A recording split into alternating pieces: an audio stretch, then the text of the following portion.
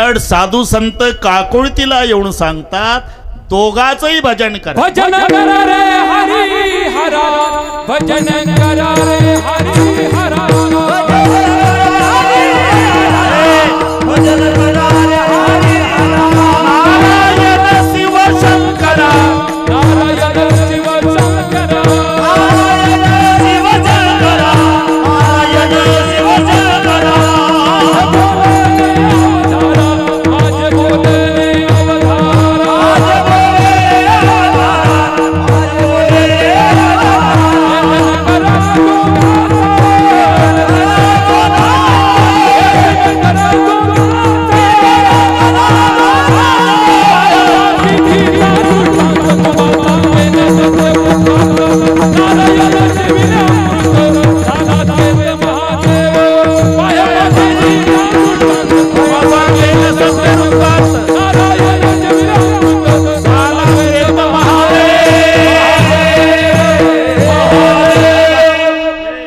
दोघाचंही भजन करा.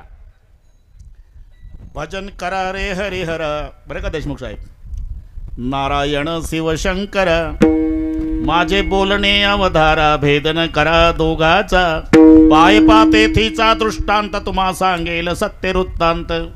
नारायणे सेविले अमृत झाला श्वेत महादेव. याचा अर्थ लावा तुम्ही. भगवान शंकर गिरी गुरुजी गौरवर्णी आहे, विष्णू निळा आहे. भगवान महादेव निळे नाही, फक्त त्यांचा कंठ निळा. बारका बार निळकंठ नाम प्रसिद्ध झाले. निळा भगवान विष्णू आहे आणि गोरापान भगवान शंकर आहे. असं का आपण आरती झाल्यावर म्हणतोय ना, कर्पूर गौरम करुणावतारम संसार सारम भुजगेंद्रहारम सदा वसंतम हृदयारविंदे. बस नमः शिवाय. शेवटी कुंद इंदु समदेह उमा रमण करुणा अयन. कुंद इंदु समदेह याचा अर्थ आहे मोगऱ्याच्या फुलासारखा पांढरा महादेव. विष्णू निळा आहे, पंढरपूरचा निळा. सगळे पाठ आहे तुम्हाला. अभंग मोठा आहे, वेळ झालं पाहिजे बरं का, लोभात पडू नका. आणि बरोबर करतो, नवला मोकळे करतो तुम्हाला.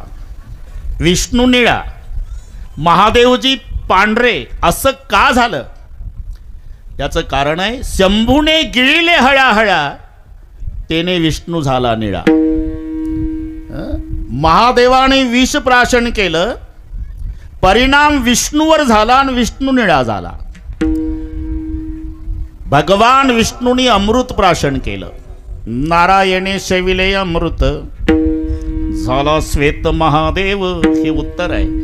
भगवान शंकरजी जहर पितात तर विष्णू निळा होतो. भगवान विष्णू अमृत पितात तर महादेव पांढरा होतो. म्हणून लिहावं लागलं, एक एकाचे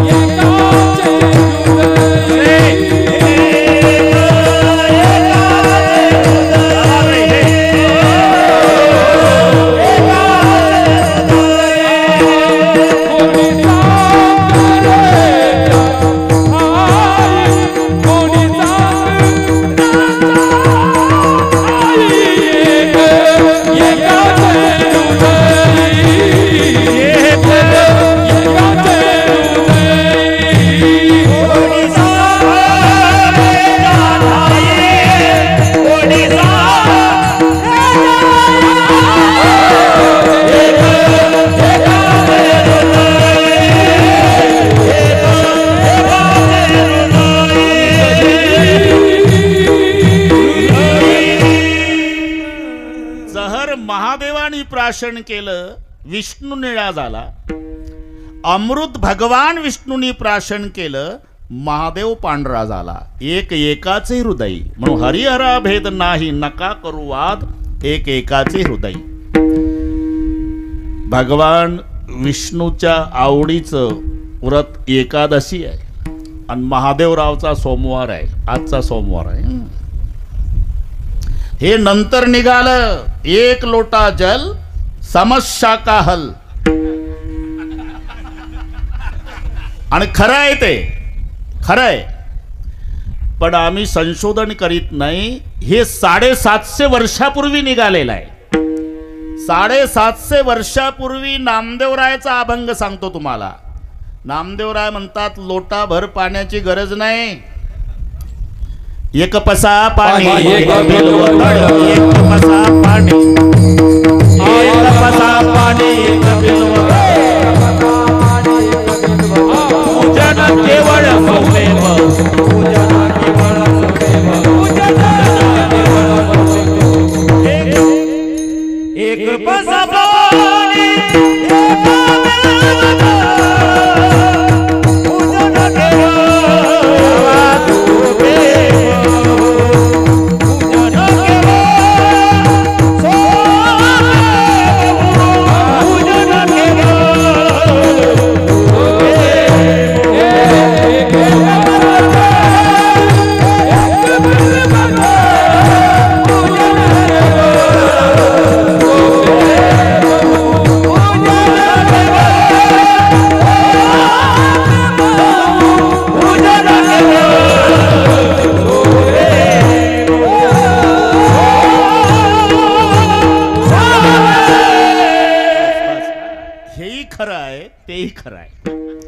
साहेब.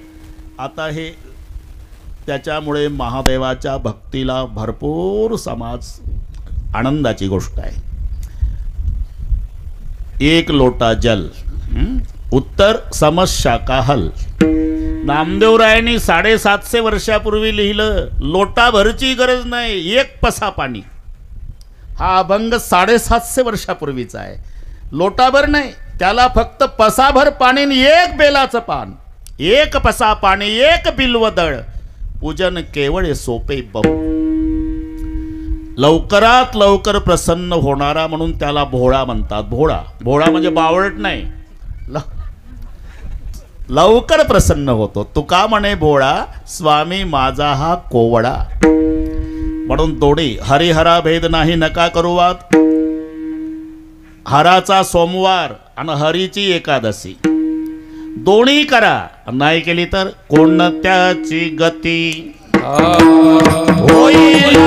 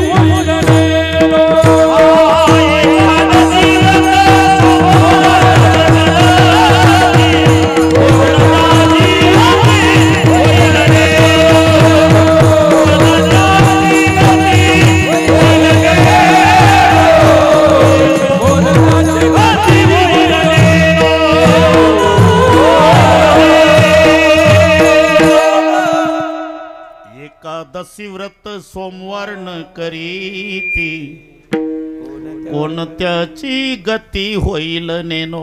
बरं का, एकादशी व्रत आणि सोमवार हे दोन्ही संतांनी सांगितलेलं आहे. एकादशी म्हणजे हरीचं व्रता माझी व्रत श्रेष्ठ एकादशी प्रिय भगवंतासी कोटी गुणे. जसं हरीला एकादशीचं व्रत आवडतं तसं हराला सोमवारचं आवडतं. आज हा समन्वय आहे. एकादशी व्रत केवळ वैकुंठीचा पंत, रुक्माण गद एकादशी नगरी नेली वैकुंठासी, त्याने नेला सारा गाव, आपण एकटं तरी जावं. म्हणून एकादशी व्रत सोमवार न करीती. आणि हा समन्वय साधला आमच्या प्रदीपराव खाडे साहेबांनी आणि बरोबर सोमवारची तारीख मिळाली त्यांना. त्यांना माझी डायरी कशी पाठ होती कोणाच माहीत. एवढंच होतं. योग आहे. बऱ्याच वर्षानंतर अंबाजोगाईकरांच्या दर्शनाचा लाभ झाला. या संबंधाने माझ्या माय बहिणी, वडीलधारी मंडळी, तरुण बांधव, गर्दी दर्दी शिस्त शांतता या सर्व गोष्टीचं एकत्रीकरण सुरुवातीला मुद्दा सांगितला मी, हरिहरा भेद नाही नका करू वाद. हरीत आणि हरात भेद नसल्यामुळे हराच्या दरबारात हरीचं नाम घ्या असा अभंगनाथांचा आहे. आवडीने भावे दरबार हराचा आहे, नाव हरीचं घ्यायचं आहे. आवडीने भावे हरिनाम घेसे, तुझी चिंता त्यासी सर्व आहे. स्मरण, चिंतन आणि चिंता. शाळेमध्ये आपणाला गुरुजी शिकवायचे उद्धव बापू. इकडे 3 शब्द, स्मरण, चिंतन, चिंता. इकडे भूतकाळ, वर्तमान, भविष्य. जोड्या लावा. आपण आता शाळेत आहे असं समजा ना, काय बिघडते प्रदीपराव? जोड्या लावा. भूतकाळ, भविष्यकाळ, वर्तमान काळ. स्मरण, चिंतन आणि चिंता. जोडी कशी लावणार? नेहमी स्मरण हे भूतकाळाचं असते, स्मरण भूतकाळाला जोडायचं. चिंतन हे वर्तमानाचं असते, चिंतन शब्द वर्तमानाला जोडा. आणि चिंता भविष्याची असते. चिंता भविष्याची, चिंतन वर्तमानाचं, स्मरण भूतकाळाचं. बरं का देशमुख, नीट आहे का? भूतकाळाचं स्मरण असते. परिस्थिती खालावली अथवा सुधारली तर तो आपल्या दाराच्या पुढे बसतो. कसं होतं, कसं झालं?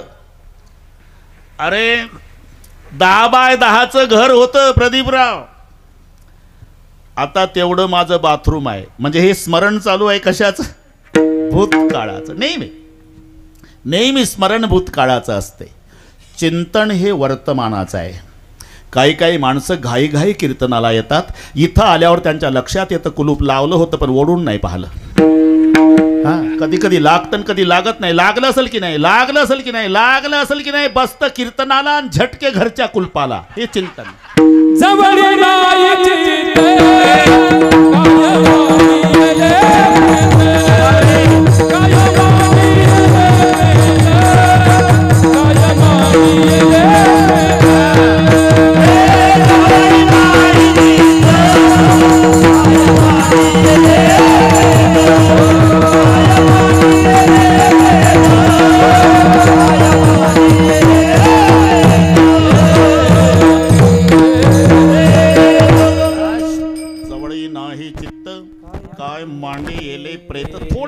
थोडे आहे चित्त साये झाली या.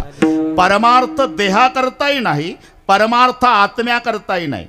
आत्म्याकरता परमार्थ का करायचा नाही? अरे तो अविनाशी आहे. न जायते म्रियते वा कदाचित नायम भूत्वा भविता वा अनुभूया अजोनिते शाश्वतोयम पुराणो न हन्यते हन्यमाने शरीरे. अविनाशी तत्व आत्मा असल्यामुळे परमार्थ करण्याची गरज नाही. आणि देह नाशिवंत असल्यामुळे त्याच्यासाठी परमार्थ करून उपयोग नाही. हे नाशिवंत आहे, तो अविनाशी आहे. मग परमार्थ कशासाठी? परमार्थ हा चित्तासाठी आहे. बस जितना चित्त हराम पर उतना परमार्थ पर होय तो चला जाए बैकुंठ पलान पकड़े कोय. जितना चित्त हराम, हराम नाम संसार. जितना चित्त हराम पर. थोडंसं सांगतोच, थोडंसं सांगितलं तरी ते वाढत राहतं. पण उद्धव बापू थोडंसं सांगतो. ते तुलसीदासजीच्या पत्नीचं नाव रत्नावली. त्यांचं मूळ नाव रामबोला वगैरे वगैरे वगैरे सांगून आता आपली वेळ घेत नाही बरं का प्रदीपराव. प्रदीपरावच्या मनात आलं तर 7 दिवस कथाही ठेवतील, त्याला काय. अरे त्यांना काय अवघड आहे? गोपाळांनी काठ्या लावून गोवर्धन उचलला नाही, पण कृष्णानं करांगुळी लावल्याबरोबर हे कृष्ण आहे. इथे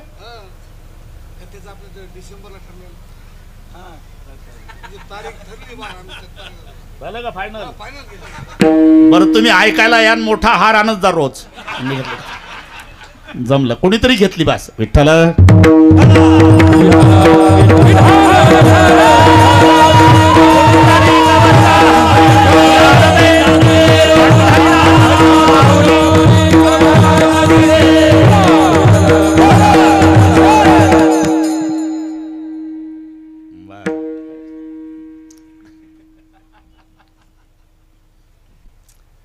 तिचं नाव रत्नावली. राखी पौर्णिमेच्या सणाला महत्त्व त्या भागात असल्यामुळे रत्नावली तिचे भाऊ आले घेऊन गेले माहेरीन. तुलसीदासजी त्यांचं मूळचं नाव राम बोला. चाचा विचारलं, अरे कुलूप आहे घराला, पत्नी माझी आरती गेली. अरे माहेरी गेली, राखी पौर्णिमा, पाऊस पडत होता, सोसाट्याचा वारा, मुसळधार पाऊस, काळा कुट्टा अंधकार, विजाचा कडकडाट, नदीला पूर. बाबा थांबला नाही. लोक म्हणले, अरे काय कायमचे गेली, येणार आहे ना. नाही थांबले. नदीच्या काठाला आले, पोहता येत नाही. विचार केला काय करावं. इतक्यात एक प्रेत वाहत आलं. तुलसीदासजी म्हणले, याला म्हणतात पत्नीचं प्रेम. तिला माहिती असावं, तिनंच ही लाकडी फळी सोडली असावी. प्रेताला फळी समजले, त्याच्यावरती बसले. पलीकडे काठाला प्रेत लागलं, उतरले. सासूरवाडीला गेले. महादेवराव रात्रीचे 12 वाजले होते, सगळे झोपले होते. आणि हा जावाई सासऱ्याच्या बंगल्याच्या भोवताल फिरत होता. हे नीट ऐका तुलसीदास. एक साप खिडकीला लोंबकळत होता. देशमुख साहेब, एवढा आनंद झाला तुलसीदासजीला. याला म्हणतात बायकोचं प्रेम. तिला माहिती असेल आपला बुवा रात्री आल्याशिवाय राहणार नाही, तिनंच खिडकीला दोर बांधला असावा. वेदांत शास्त्र सांगतं, मंद अंधकारामध्ये माणसाला रज्जूवर साप भासतो. हे एवढे आधीन गेले, सापावर रज्जू. वर गेले, खिडकीतून आत उडी टाकल्या. बरोबर रात्रीच्या 12 वाजता बायको घाबरून उठली. आरडावरडा करणार आपलेच पती. आता कोणत्या कोर्टात फिर्याद न्यायची? तुम्ही? हा. वरती कसा आला? तू नाही का खिडकीला दोर बांधला? नदीला महापूर आहे, तुम्ही अलीकडे कसा आला? तू नाही का लाकडी फळी सोडली? सासूरवाडीच्या लोकांनी चौकशी केली, ती फळी नव्हती, प्रेत होतं.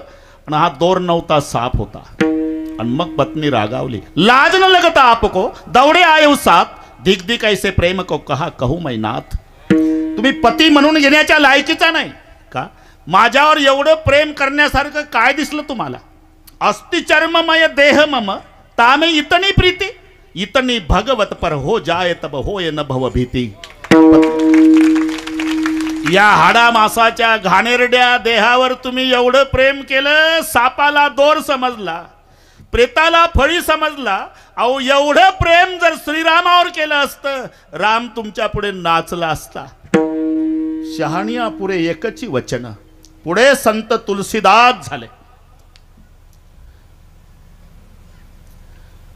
मग बरेच दिवसांनी पत्नीनं जोड कार्ड पाठवला. 1 मिनिट घेतो. जोड कार्ड.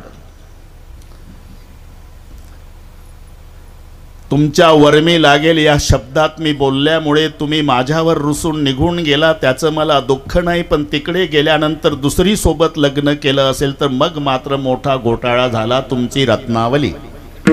पत्र वाचलं ना त्याच्या? बरं त्यांच्या भाषेत सांगतो. कटी की छबी कनकसी, कटी की छबी कनकसी रहत सकिन संग, सोय मोही कटे सो डर नहीं और कटे डर होय आपकी रत्नावली. माझा त्याग केला याच्याबद्दल भीती नाही. तिकडे जाऊन दुसरी सोबत विवाह केला असेल तर मग मात्र मोठा घोटाळा झाला. हे पत्र वाचता वाचता संत तुलसीदास रडले.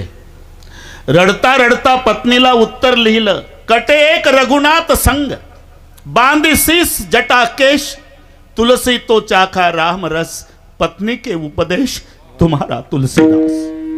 पत्नी एकदाच बोलली.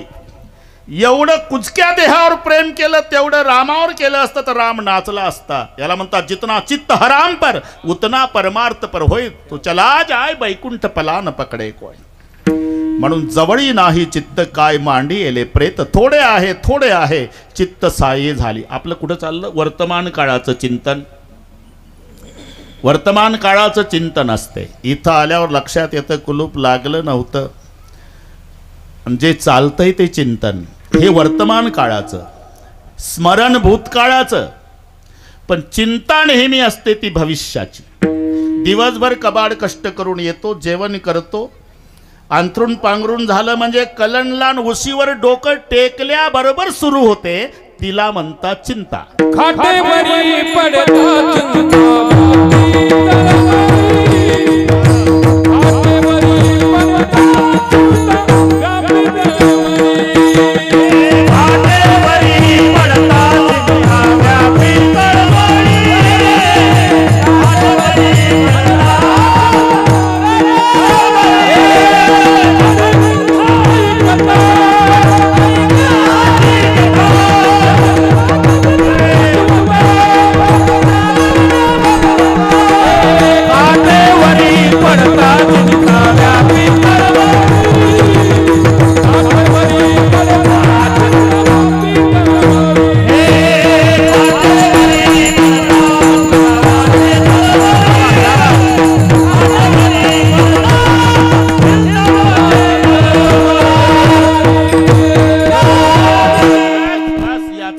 चिंता आहे. विनायक भाऊ, कधी जेवण झालं कॉटवर पडलं, खाटेवरी पडता चिंता व्यापी तळमळी, मग चिंता ही भविष्याची असते.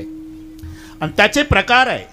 असा एकही नाही माऊली ज्याला चिंता नाही. चिंतेचे प्रकार असतील, चिंता त्याची त्याची वेगवेगळी असेल.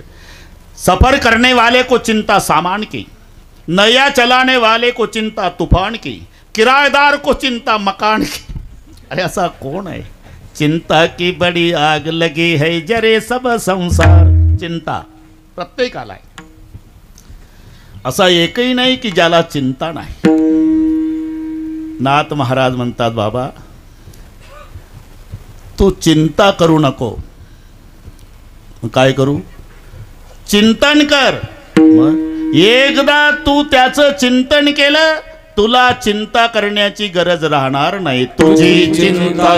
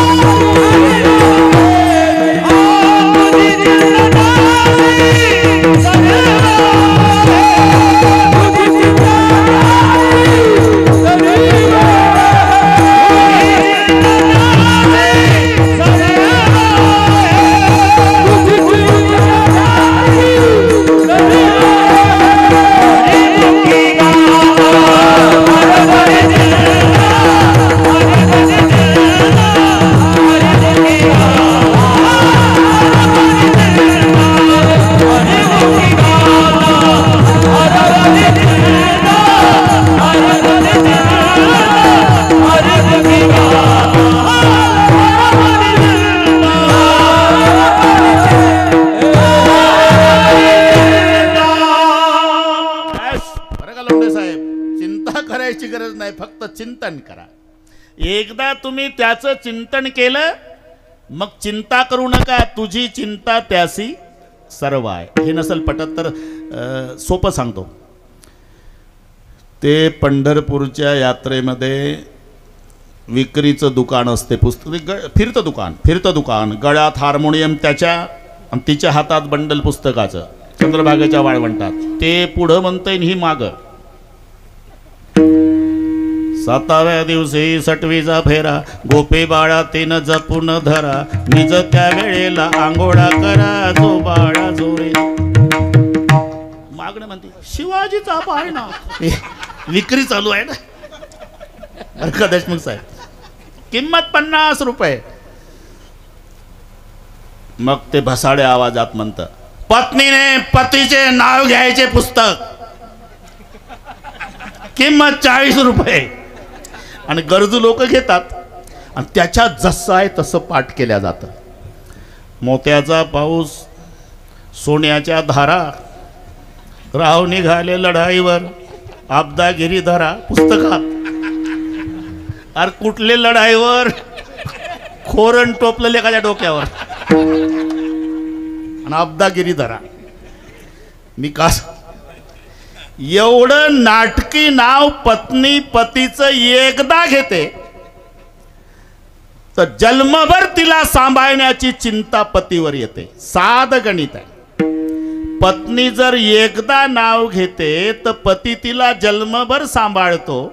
अरे तू रात्रंदिवस भजन केल्यावर तो हरी झोप काढेल का? तुझी चिंता त्यासी सर्व.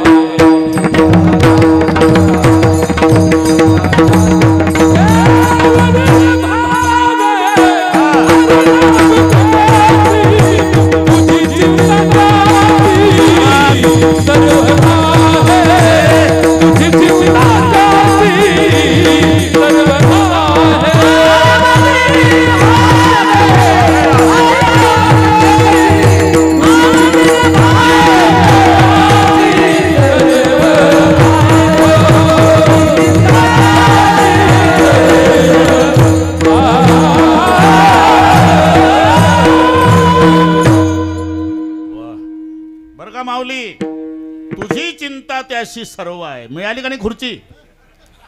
तुम्ही फक्त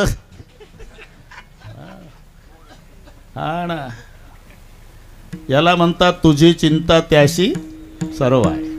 आवडीने भावे हरिनाम घेसी, तुझी चिंता त्याशी सर्व आहे. पण इथे दोन शब्द आहे, आवडीने आणि भावे. याचे दोनचे दोन वेगळे अर्थ आहे. भावे म्हणजे श्रद्धेनं, आवडीनं म्हणजे प्रेमानं. दोन्हीची गरज आहे. नाही तर नाम घेणारे बरेच आहे. काही लोभापोटी घेतं, कोटी भीतीपोटी घेतं. सेवानिवृत्त अधिकारी जंगलात फिरायला गेले, सूर्य मावळला, वाघाची डरकाळी ऐकली जंगलात. बर त्या साहेबानं जन्मात नाव घेतलं नव्हतं देवाचं, एकही तमाशा चुकवला नव्हता.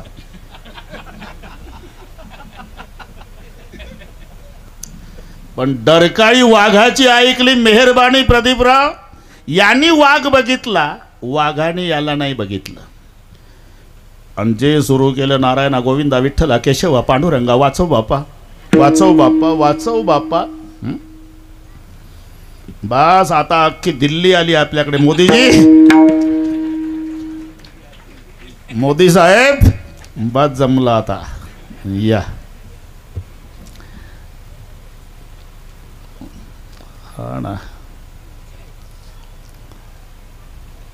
नारायणा गोविंदा विठ्ठला केशवा पांडुरंगा असं करीत करीत करीत करीत गिरी गुरुजी गावाजवळ आलं. अंधार होता.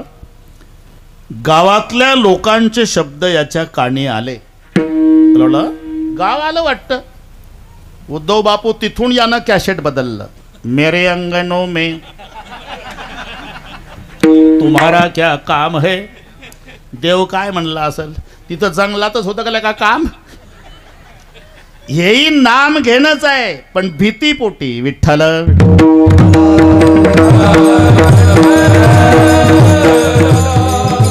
म्हणून भीतीपोटी, लोभापोटी म्हणून शब्द घालावा लागला. आवडीने भावे, आवडीने भावे हरिनाम घेसी, मग तू काळजी करू नको, तुझी चिंता त्यासी सर्व आहे. बस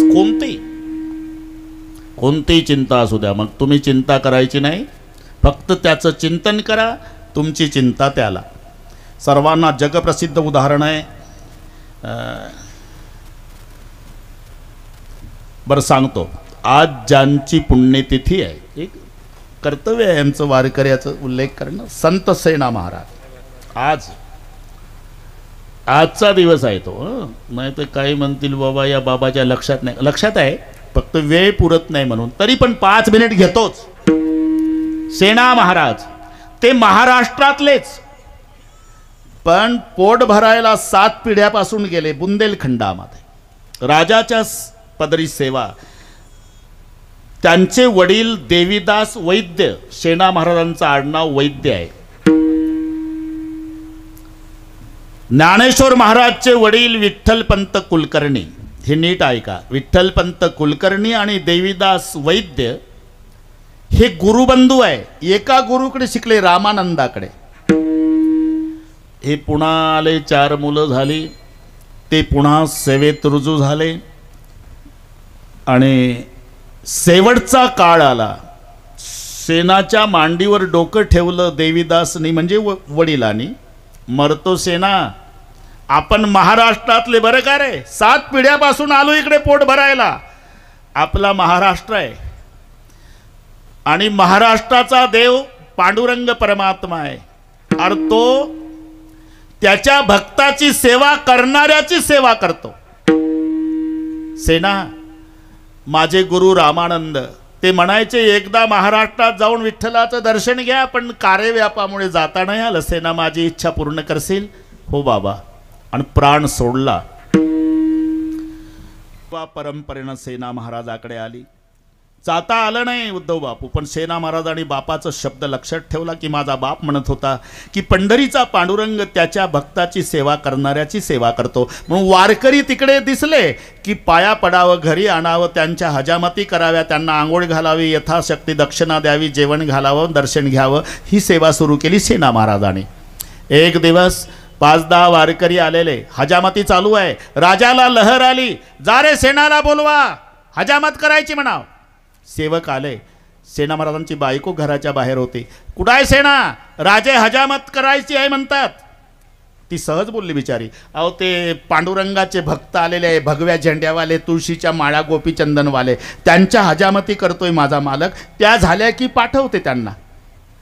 वापस आले सेवक. राजा म्हणला, का रे सेना कुठं आहे? ते वारकरी आले म्हणतात महाराष्ट्रातले, विठ्ठलाचे भक्त झेंड्यावाले, त्याच्या हजामती चालू आहे म्हणते, त्याची बायको, ते झाल्यावर पाठवतो म्हणे. आता सेनाचं दरबारात वर्चस्व सहन न होणारे काही बहादर होते, हे आयतच मिळालं कोलीत त्यांना. राजे शपारलाय तो, तुमच्यापेक्षा मोठे झाले का झेंड्यावाले वारकरी? राग आला राजाला, बोलवा त्याला, फासावर द्या.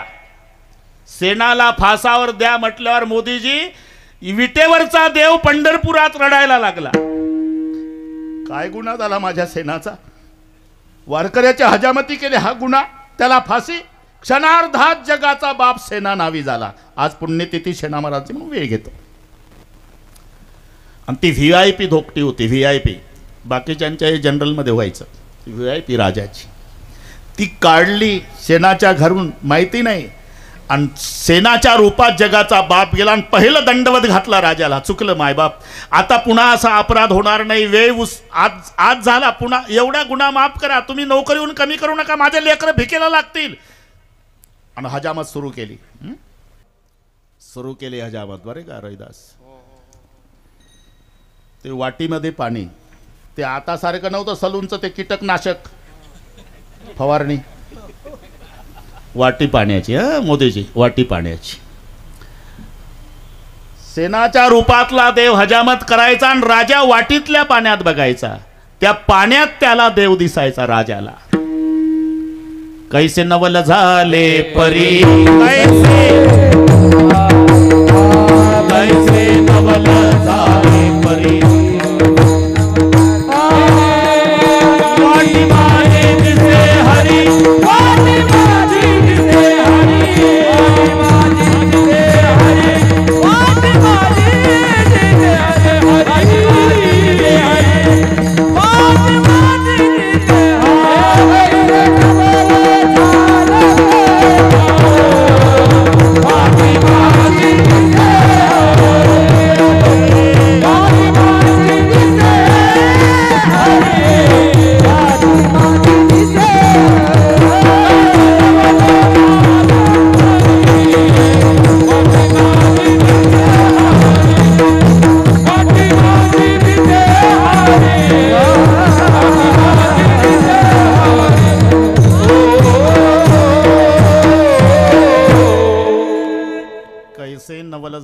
परी, वाटी माझी दिसे हरी. वाटीतल्या पाण्यात पाहतो राजा तर त्याच्यात देव दिसायचा. पुढं पाहला तर सेना. हजामत झाल्यावर मग ते काही कमी जास्त, तो सलून मधला आरसा फिट नव्हता उद्धव बापू, दाखवायचा आरसा होता तेव्हा. काय कमी जास्त पाहून घ्या सरकार. मोदीजी, राजानं आरशात पाहिलं रविदास, रूप पाहता दर्पणी, रूप पाहता दर्पणी, रूप पाहता दर्पणी,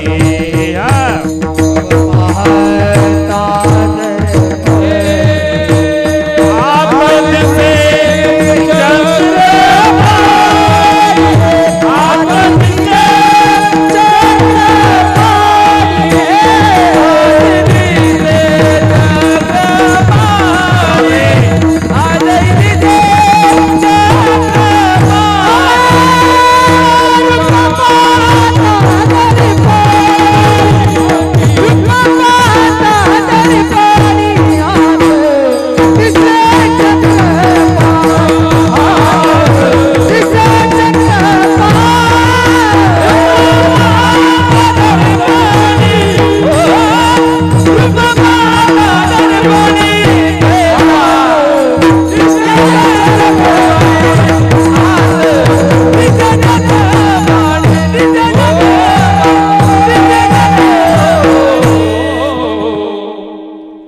पाहता दर्पणी आत दिसे चक्रपाणी कैसे नवल झाले परी वाटी माझी दिसे हरी. पागल झाला राजा, पागल झाला.